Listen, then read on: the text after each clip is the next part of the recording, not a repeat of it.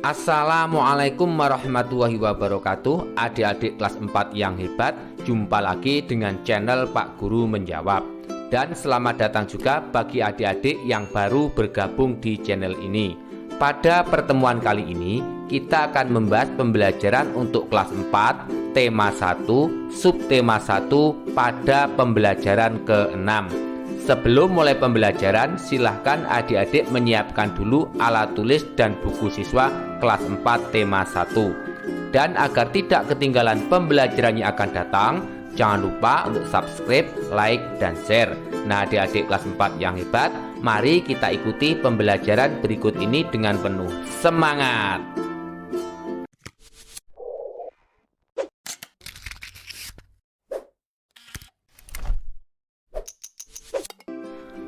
Adik-adik kelas 4 yang hebat, mari kita mulai pembelajaran hari ini. Bukalah buku siswa kelas 4 tema 1 subtema 1 pada pembelajaran ke-6 halaman 66. Setelah membaca teks tentang suku Minang, apa yang dapat kamu simpulkan dari teks tersebut?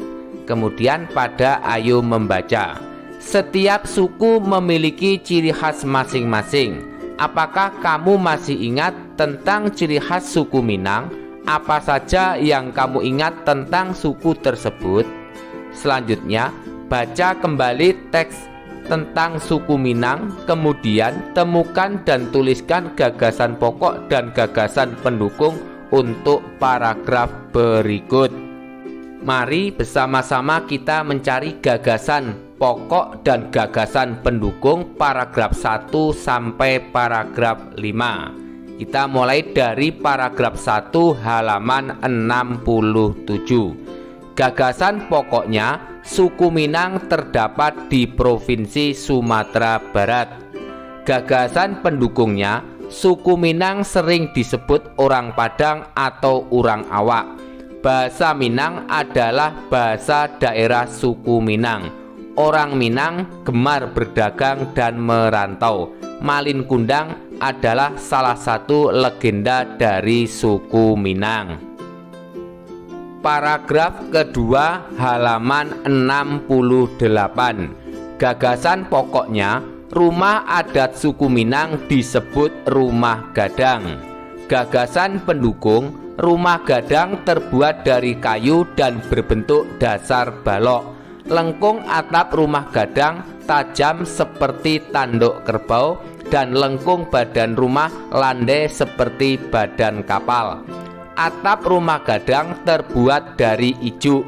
Bentuk atap rumah gadang disebut gonjong. Rumah gadang disebut juga rumah bagonjong. Kemudian paragraf ketiga halaman 69. Gagasan pokoknya, alat musik tradisional Minang disebut talempong. Sedangkan gagasan pendukungnya, talempong merupakan alat musik pukul.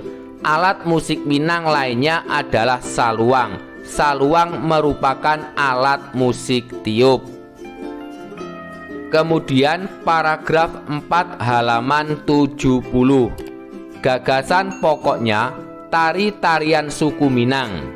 Sedangkan gagasan pendukungnya, contoh tarian suku Minang adalah tari pasambahan dan tari piring. Tari pasambahan biasanya ditampilkan dalam pesta adat. Lalu paragraf kelima halaman 71.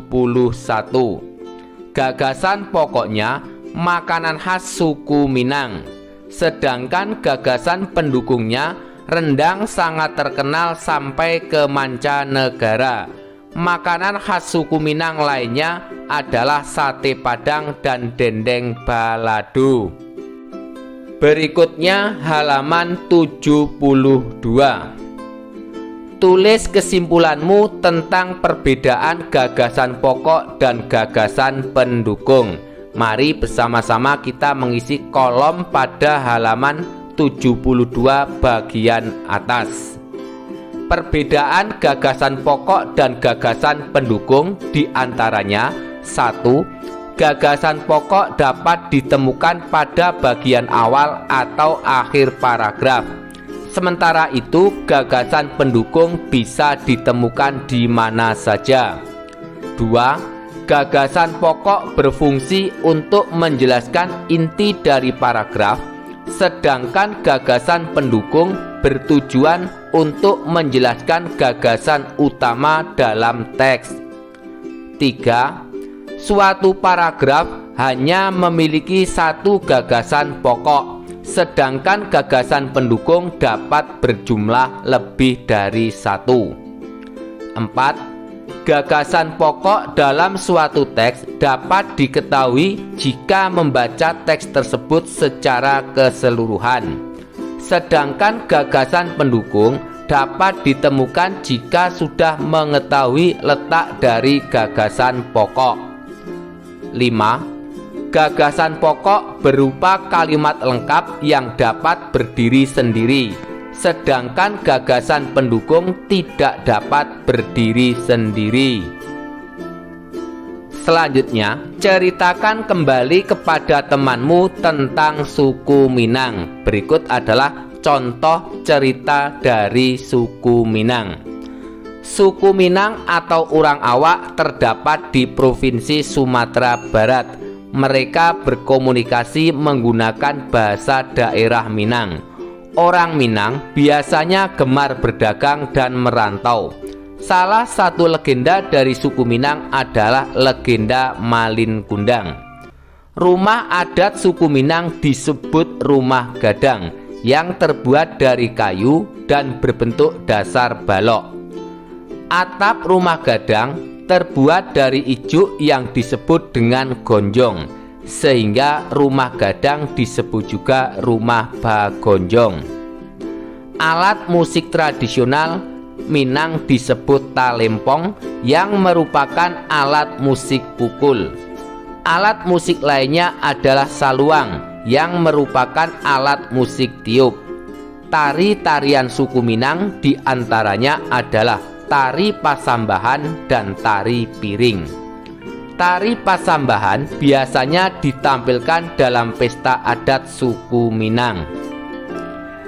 Makanan khas suku Minang sangat beragam. Salah satunya adalah rendang yang sangat terkenal sampai ke mancanegara.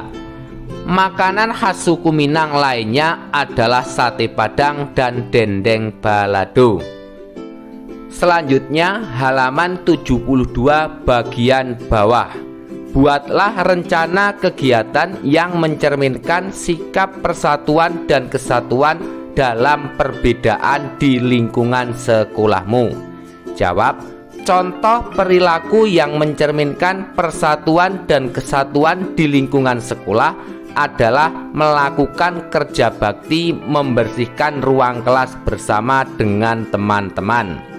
Dengan begitu, perilaku bergotong royong dan kerjasama yang dilakukan siswa akan menumbuhkan sikap persatuan dan kesatuan dalam diri siswa. Berikut ini rencana kegiatan membersihkan kelas yang kami lakukan. Nama kegiatan, kerja bakti membersihkan ruang kelas 4. Hari tanggal Sabtu 22 Mei tahun 2021. Tempat ruang kelas 4 SDN Nusantara. Waktu pukul 7 sampai dengan selesai, dengan jumlah peserta 20 orang. Tujuan membersihkan ruang kelas 4 SDN Nusantara agar lebih bersih dan nyaman saat kegiatan pembelajaran. Penanggung jawab Ketua kelas 4 SDN Nusantara. Rencana kegiatan membersihkan seluruh ruang kelas 4 SDN Nusantara. Siswa berbagi tugas, ada yang mengepel lantai, menyapu, membersihkan kaca, menata buku-buku pelajaran.